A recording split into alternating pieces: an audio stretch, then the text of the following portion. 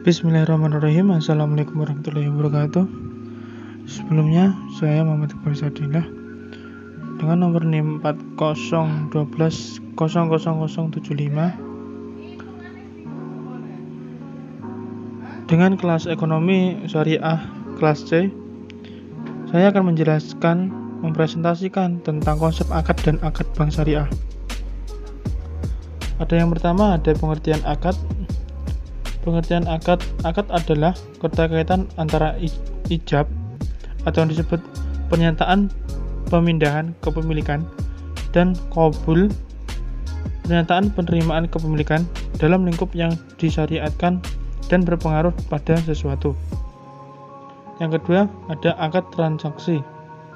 Akad transaksi bank syariah dibagi menjadi dua, yaitu yang pertama ada akad tijaroh dan yang kedua ada akad tabaruk. Pada akad tijaroh, akad atau transaksi yang berhubungan dengan kegiatan usaha bank syariah dapat digolongkan dalam transaksi untuk mencari keuntungan. Dan pada pengertian akad tabaruk, transaksi tidak untuk mencari keuntungan. Pada persyaratan umum akad ada 5. Yang pertama, pihak-pihak yang melakukan akad sudah memenuhi hukum. Yang kedua, objek akad harus jelas dan tersedia serta dapat diserahkan ketika akad berlangsung. Yang ketiga, ada akad dan objek akad tidak dilarang syarak. Lalu yang keempat, ada manfaatnya. Yang kelima, ijab dan qabul serta tujuan akad harus jelas dan diakui syarak. Oke, pada slide selanjutnya ada struktur akad bank syariah. Pada struktur akad bank syariah, di sini ada wa'ad atau akad yang bercabang dua, yaitu tabaruk dan tijaroh. Pada tabaruk non-profit transaction ada qad, wadiah, wakalah, kafalah, ran, hibah, dan wakaf. Dan pada tijaroh profit transaction ada dua, natural certainty contract dan natural uncertainty contract. Pada yang pertama ada murabahah, salam, istisna, dan ijarah. Dan yang selanjutnya ada musyarakah, ada mudharabah. Oke, selanjutnya wa'ad atau akad. Pada pengertiannya, wa'ad atau akad. Wa'ad berasal dari bahasa Arab al-wa'du. Dalam bentuk jamak disebut al-wu'ud atau al-wa'dah, yang berarti janji, promise. Wa'ad adalah apa yang menjadikan seseorang wajib untuk dilakukan kepada orang lain, meningkatkan diri selama hidupnya dari segi harta atas dasar tolong, menolong, dan di luar ketentuan akad. Pada fikih muamalah membedakan wa'ad dan akad dengan akad. Pada pengertian wa'ad adalah janji satu pihak kepada pihak lainnya, sementara akad adalah kontrak antara dua belah pihak. Wa'ad hanya mengikat satu pihak on a way, sementara akad mengikat kedua belah pihak. Pihak yang berjanji dalam wa'ad berkewajiban menunaikan janjinya, sedangkan pihak yang dijanjikan tidak memikul kewajiban apa-apa. Selanjutnya ada tabaruk. Pada tabaruk berasal dari kata tabarok, ya tabarauna, yang artinya sumbangan atau derma. Orang yang menyumbang disebut mutabarri, dermawan. Niat tabaruk merupakan alternatif uang yang sah diperkenankan. Tabaruk secara bahasa berarti sedekah atau berderma. Arti yang lebih luas, tabaruk berarti melakukan suatu kebaikan tanpa persyaratan. Dan secara istilah, tabaruk adalah mengerahkan segala upaya untuk memberikan harta atau manfaat kepada orang lain, secara langsung ataupun pada masa yang akan datang, tanpa adanya kompensasi dengan tujuan kebaikan dan perbuatan ihsan. Selanjutnya ada khot.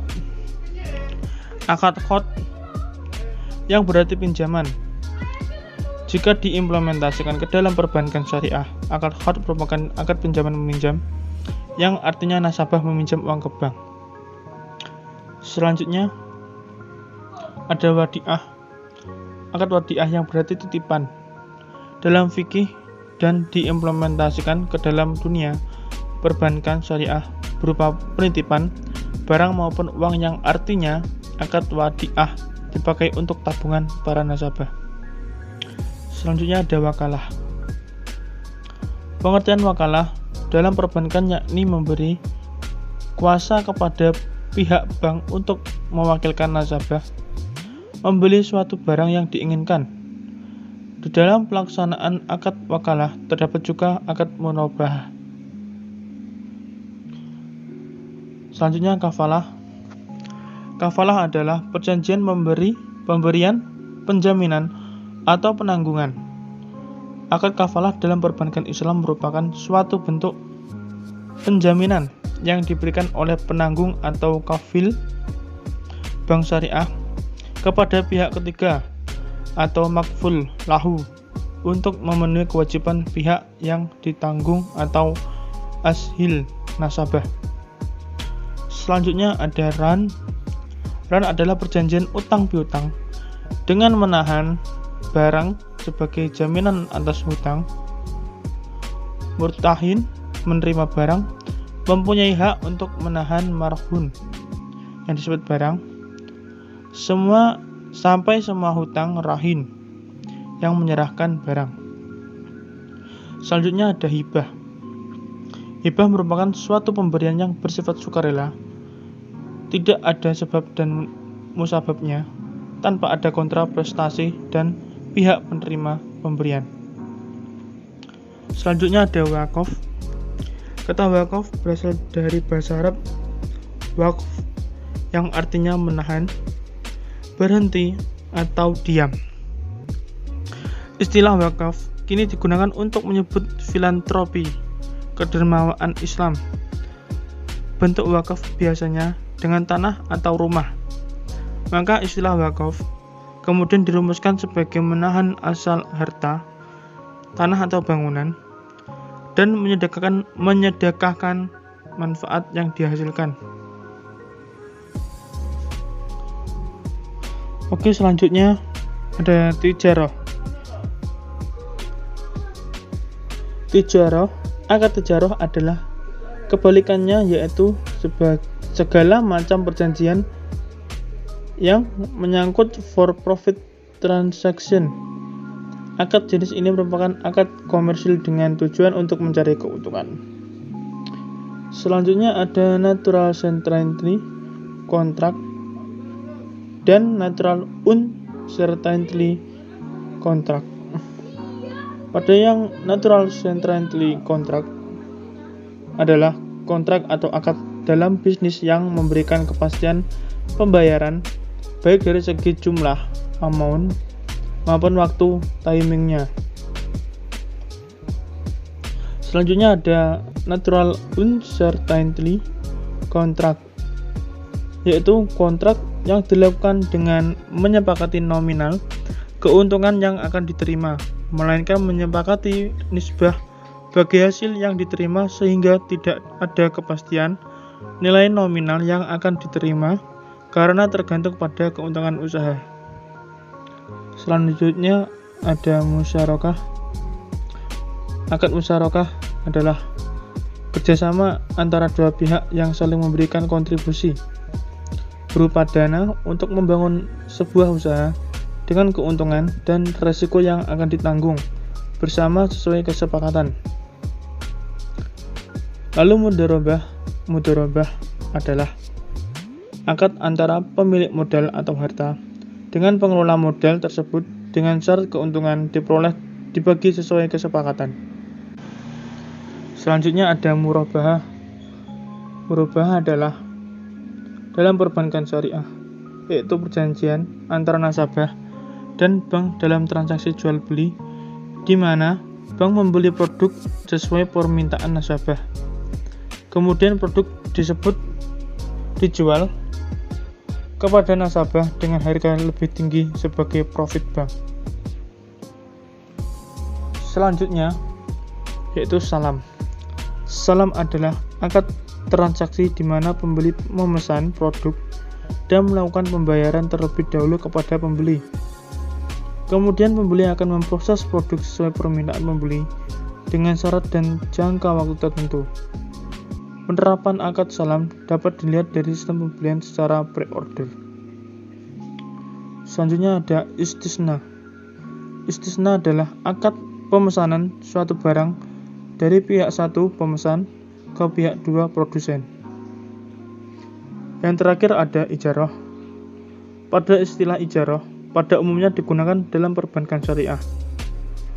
Secara makna dan konteksnya, dalam perbankan, ijarah adalah pemindahan hak guna suatu barang dengan pembayaran biaya sewa tanpa diikuti pemindahan kepemilikan atas barang tersebut. Singkat kata, ijarah berarti menyewa suatu tanpa maksud memilikinya. Lalu pada slide berikutnya ada akad dan produk bank syariah. Pada gambar tersebut ada dibagi 4 kelompok, ada pendanaan, pembiayaan, jasa perbankan, dan sosial. Pada pendanaan, pada kolom tersebut ada pola titipan, ada pola pinjaman, ada pola bagi hasil, dan pola sewa. Pada kolom pembiayaan ada juga pola bagi hasil, ada pola jual beli, pola sewa, dan pola pinjaman. Pada jasa perbankan, pola lainnya yang seperti wakalah, kafalah, hawalah, ran yang bersifat jasa uang, ada pola titipan, dan ada pola bagi hasil. Dan pada kolom sosial ada pola pinjaman, qardul hasan, pinjaman kebajikan. Oke, terima kasih pada presentasi saya terkait konsep akad dan akad bank syariah. Apabila ada kurang dari presentasi saya, mohon maaf sebesar-besarnya. Wassalamualaikum warahmatullahi wabarakatuh.